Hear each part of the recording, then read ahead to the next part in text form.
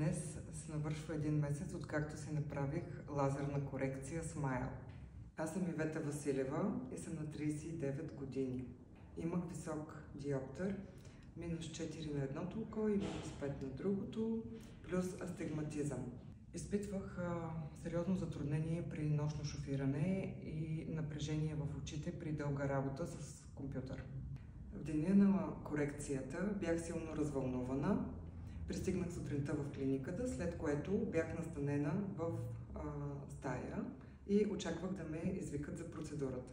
Корекцията отне по 10 секунди на всяко око, абсолютно безболезнено, след което ме върнаха отново в стаята.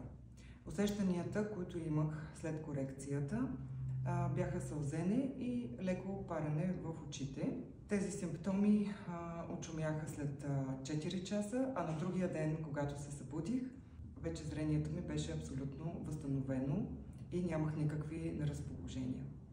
На втория ден след корекцията виждах абсолютно ясно листата на дърветата, сградите наоколо и хората.